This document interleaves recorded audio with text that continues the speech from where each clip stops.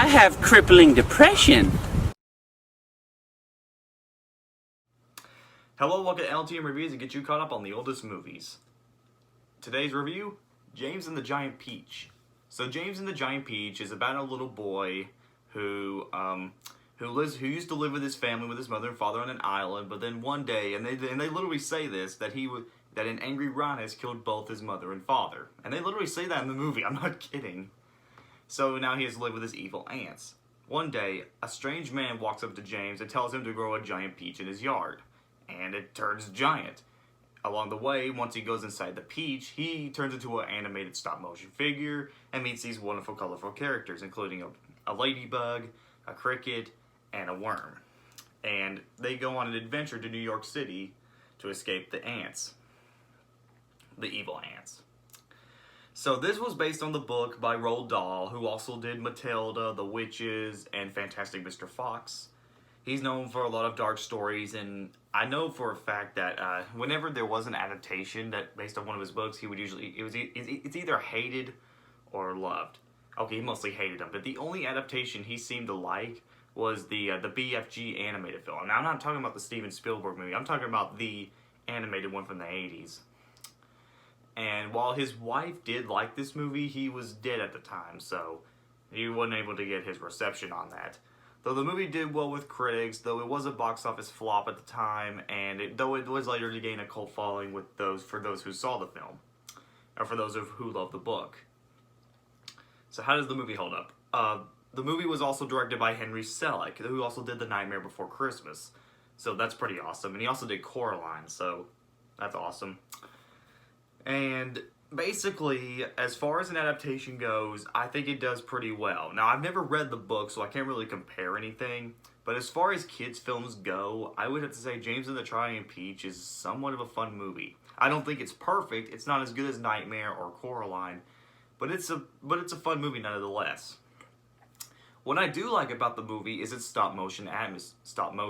It really looks great. It looks very realistic, and it looks very genuine. The designs of the characters, although creepy, much like Nightmare, have a very unique charm to them, and they look great, and they move great. The pacing is very well paced. It looks great. There's some really imaginative scenes in there. Some things are very creative. And if you look very closely at the pirate scene, you can see that Donald Duck has some sort of cameo in there, if you really pay attention.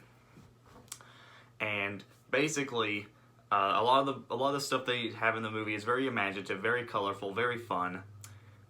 The ideas are very well thought out. I like James himself. His character is very understandable and very relatable.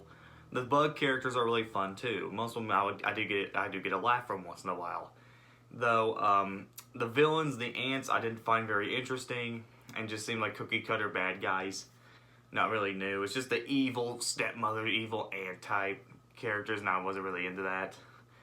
The live action sets are not bad. They're a little clumsy and flawed, but they're fine on their own. The animation parts are the best part of the film, and the soundtrack is really good too. Randy Newman did the score for the movie, and he does a great job. I mean, while I don't think it's his best work, it's still good to listen to once in a while, and I don't mind coming back to that. Let's see. The acting is kind of awkward in some scenes, mostly the guy who gave James the crocodile ants or something. I forgot what they were. Basically the acting in the live action sets are fine. The voice acting from the bugs are really good and very good. Let's see. So overall, James and the Giant Peach is not perfect. It's got its problems. But it's something I wouldn't mind coming back to enjoy with the whole family. I think it's a good family film for what it is. Is it perfect? Not really, but it's got its moments, and it's got some really imaginative stuff in there. James and the Giant Peach, I'm going to give a 8 out of 10. It's not perfect, but it's something I wouldn't mind coming back to. Alright guys, that's James and the Giant Peach. I've been getting a lot of requests to review this movie. What's your favorite Roald Dahl movie? Please subscribe, comment below, let me know. This is LTM. And for the next review, I've got a mystery to solve. This is LTM signing out. I'll see you guys next time.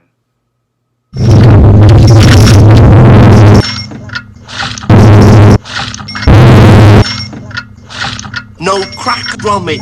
We've forgotten the...